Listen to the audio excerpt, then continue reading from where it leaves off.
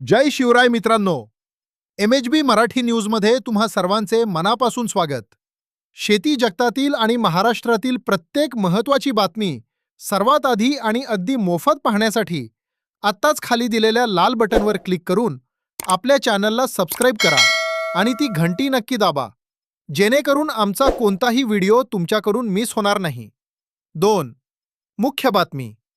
तर मित्रांनो, राज्य शासनाकडून यंदाच्या खरीप हंगाम 2026 साठी शेतकऱ्यांना जे अनुदानित बियाणं दिलं जात आहे, त्याबाबत अत्यंत मोठी आणि महत्त्वाची अपडेट समोर आली आहे.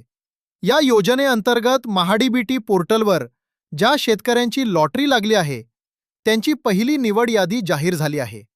आनंदाची बातमी अशी की पात्र ठरलेल्या शेतकऱ्यांना आता त्यांच्या मोबाईलवर बियाणं मिळण्याबाबतचे SMS येण्यास सुरुवात झाली आहे. जर तुम्हालाही असा मेसेज आला असेल, तर पुढील 5 दिवसांच्या आत तुमच्या जवळच्या अधिकृत बियाणे विक्रेत्याकडे जाऊन बियाण्याची उचल करायची आहे. पण इथे एक महत्त्वाची अट लक्षात ठेवा. एका शेतकऱ्याला या योजनेचा लाभ फक्त एकाच वेळेस घेता येईल. जर कोणी एकापेक्षा जास्त वेळा लाभ घेण्याचा प्रयत्न केला किंवा तसं आढळलं, तर त्या शेतकऱ्याकडून बियाण्याची संपूर्ण रक्कम दंडासहित वसूल केली जाईल. त्यामुळे मिळालेल्या मेसेजसह तुमचं टोकन, फार्मर ID आणि आवश्यक कागदपत्रे घेऊन तात्काळ महाबीजच्या अधिकृत डीलरशी किंवा तुमच्या गावच्या कृषी सहाय्यकाशी संपर्क साधा. आणखी एक आनंदाची बातमी. दुसरी यादी देखील येणार.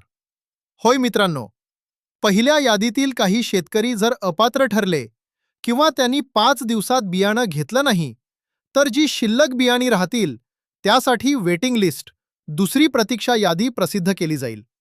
त्यामुळे ज्यांचं नाव पहिल्या यादीत नाही, त्यांनी अजिबात निराश होऊ नका. फळबागा आणि सिंचन साधनांबाबत अपडेट. बियाणांसोबतच जे शेतकरी फळबाग, फुलशेती किंवा फलोत्पादन योजनेसाठी पात्र झाले आहेत, त्यांच्यासाठी सुद्धा महाडीबीटीवर कागदपत्रे अपलोड करण्याचे आदेश आले आहेत.